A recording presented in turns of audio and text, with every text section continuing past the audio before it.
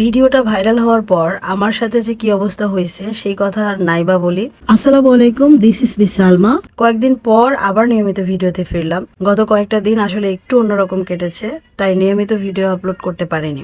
আজ ভাবলাম সবকিছু একটু পাশে রেখে আপনাদের সঙ্গে আবার ছোট্ট একটা রান্নার গল্প শেয়ার করি। আজকে যেহেতু চিকেন খেতে ইচ্ছে করছিল, তাই ভাবলাম চুলায় তেল দিয়ে ভাজার ঝামেলায় না গিয়ে এয়ার ফ্রায়ারে এই চিকেন ফ্রাই করে ফেলে। চিকেনগুলো অবশ্যই আমি আগে থেকেই ম্যারিনেট করে রাখছিলাম। এখন শুধু এয়ার ফ্রায়ারের এই বক্সটাই এক এক করে সুন্দর করে সাজিয়ে নিচ্ছি। আমার কাছে এয়ার ফ্রায়ারের সবচেয়ে ভালো ব্যাপার হচ্ছে রান্নার খুব একটা ঝামেলার মনে হয় না। চিকেনগুলো সাজিয়ে দিলাম, আর এখন বাকি কাজটা এয়ার ফ্রায়ার সাহেবের। তবে একটা জিনিস খেয়াল রাখবেন, চিকেনগুলো যেন একটার উপর আরেকটা বেশি চাপা না পড়ে, তাহলে সুন্দরভাবে ফ্রাই হতে সুবিধা হয়। এই যে চিকেনগুলো ঢুকিয়ে দিলাম, এখন দেখি শেষ পর্যন্ত কেমন হয়। এয়ার ফ্রায়ার অন করে 15 মিনিটের টাইমার দিয়ে দিলাম, আর টেম্পারেচার সেট করলাম 200 ডিগ্রিতে। ব্যাস, এখন আমার কাজ শেষ।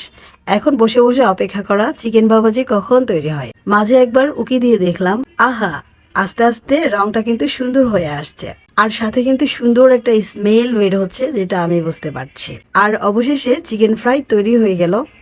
বক্সটা বের করতে দেখি মাশাল্লাহ দেখতে অনেক সুন্দর হয়েছে। গরম গরম চিকেনগুলো একটা বাটিতে তুলে নিচ্ছি। সত্যি বলতে খুব বেশি আয়োজন করার ইচ্ছা ছিল না, সহজ কিছু, কিন্তু খেতে যেন মজা হয়, এই আর কি। আর আজকের আসল মজাটা এখানে। আমার ছোট বোন নিজের হাতে নান রুটি বানিয়েছে, সাথে একটু সবজি আর মেয়োনিজ। নান রুটি একটু ছিঁড়ে নিলাম, তার মধ্যে গরম গরম চিকেন ফ্রাইটা নিয়ে একটু মেয়োনিজে ডুবিয়ে দিলাম, তারপর এক কামড়। উফ, সত্যি বলছি এই কম্বিনেশনটা কিন্তু অসাধারণ ছিল। অনেক বড় আয়োজনের খাবার না, কিন্তু আপনজনের হাতে বানানো খাবার আর নিজের পছন্দের কিছু, এই ছোট্ট ছোট্ট মুহূর্তগুলোই আসলেই মনটা ভালো করে দেয়। অনেকদিন পর আবার আপনাদের জন্য ভিডিও নিয়ে আসতে পেরে আমার খুব ভালো লাগছে। আশা করি আগের মতোই আমার এই ছোট্ট ছোট্ট গল্প আর ভিডিওগুলোর সঙ্গে আপনারা থাকবেন। আবার নিয়মিত দেখা হবে ইনশাআল্লাহ।